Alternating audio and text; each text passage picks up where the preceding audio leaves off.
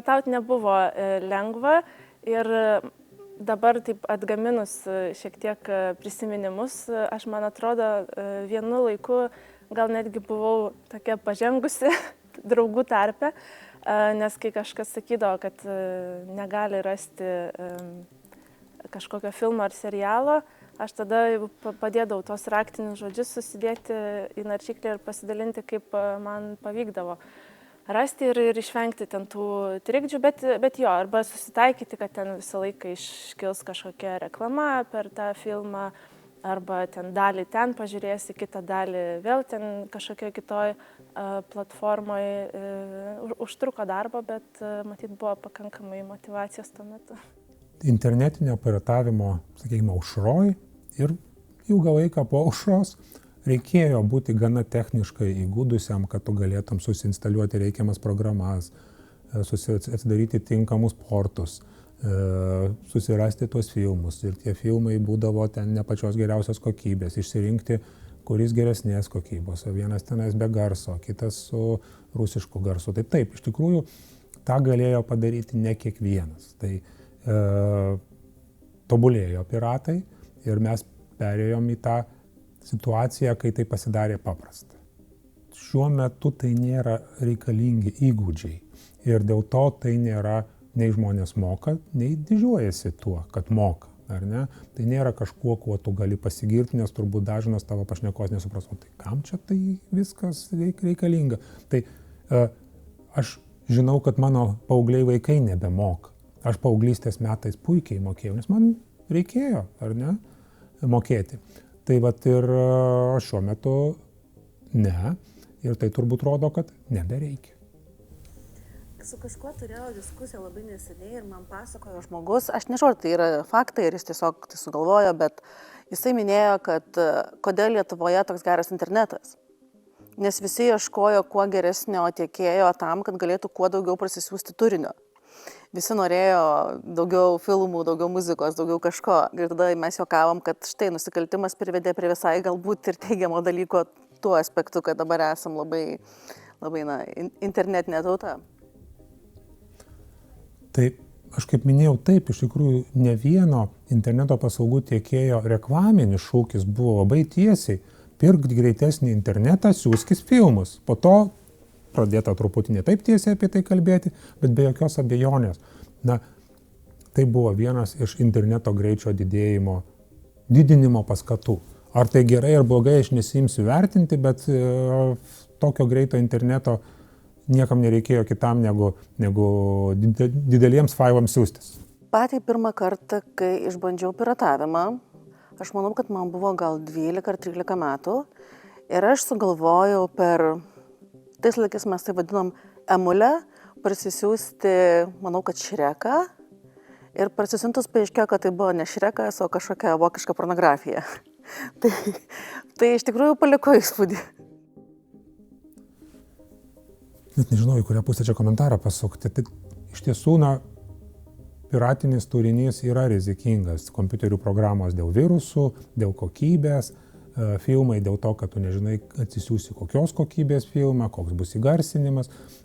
Turbūt visi atsimenam tuos atvejus, kai filmai būdavo dar filmuojami kino teatruose su kamera, slapta ir po to keliami į tas piratinės svetaines. Tai tikrai būdavo galima pamatyti filmų, kur atsistoja kažkas ir išeina kitas žiūrovas priekyje. Plius atsiradimas platformų, kur tu gali lengvai, patogiai, geros kokybės, skirtingom kalbom, su subtitrais filmą pasižiūrėti legaliai, tai irgi lėmė piratavimo mažėjimą. Dalis tai yra net nesupratimas gal, kad jie daro kažką negero, ypač gal tose platformose, kur jie susimoka, kad žiūrėtų filmą, nors jis ten yra patalpintas nelegaliai.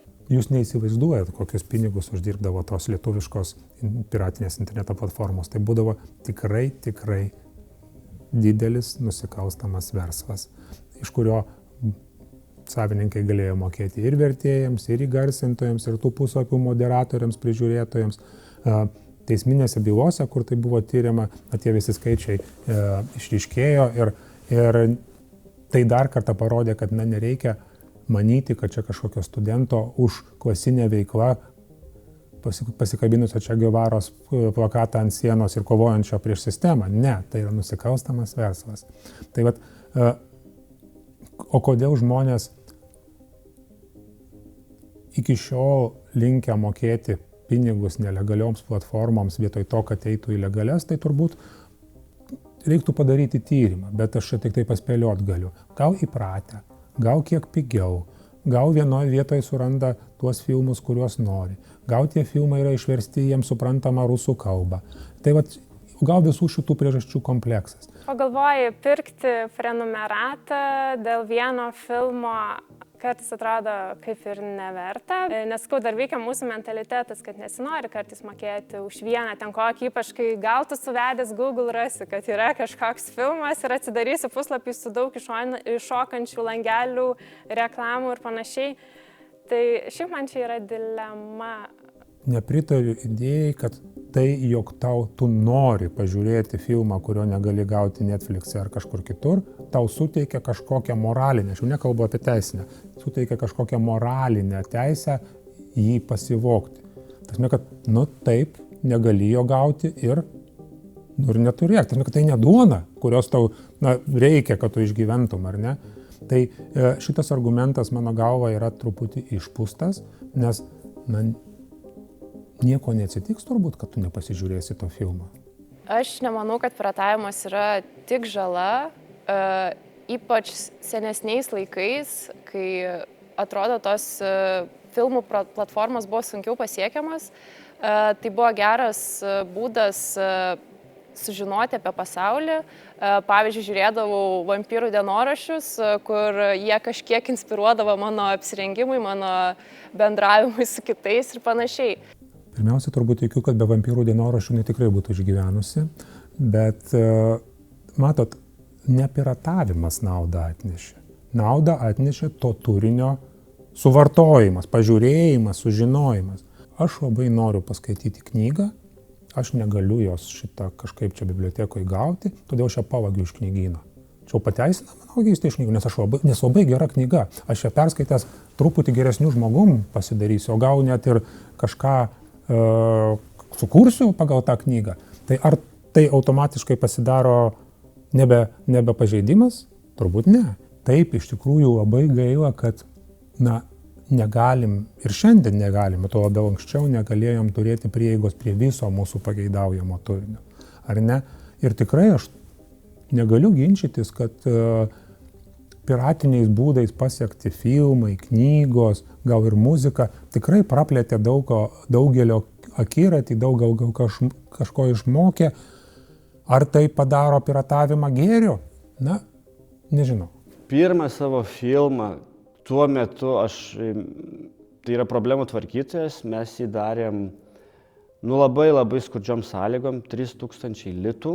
Aš nelabai žinojau apskritai, kaip reikia kurti filmus, ką daryti. Tai YouTube'as iš karto įstenėjo, aš paskui ir į Kinfo apdovanojimus varėm, ten darėm visą tą sklaidą ir galiausiai įdėjau į torrentus, nors tu jį gali pažiūrėti YouTube'e, tarsi, bet ten dar viena auditorija, kuri didelis šiaip. Žmonės gal net nežinojo, kad yra YouTube'ai, nes labai pasijauti ant to IMDb reitingo. Ten įdėjo ir jis tai pradėjo kristaigi, nes ten tokia auditorija, kur tik duok pažies ir iškart, pasakys savo nuomonę. Autorių teisės yra pirmiausia ne apie pinigus, o apie tai, kad pats autorius gali nuspręsti, ką jisai nori daryti su savo kūriniu. Nori, leidžia į torrentus. Torrentai savaime nėra nelegali platforma. Tai yra tiesiog technologinis failų persiuntimo būdas. Bet čia pats autorius nusprendžia, aš dabar dėsiu YouTube, aš dėsiu dabar į torrentus, aš dabar mėtysiu kompaktinius diskus per langus. Ką noriu, darau, tai yra mano kūrinys, aš priimu sprendimą. Tuo tarpu piratavimas ir yra, kai už tave tą sprendimą su tavim nesuderinę ir greta to nemokėdami tau atlygio, kurio tu galbūt paprašytum, už tave tai padaro.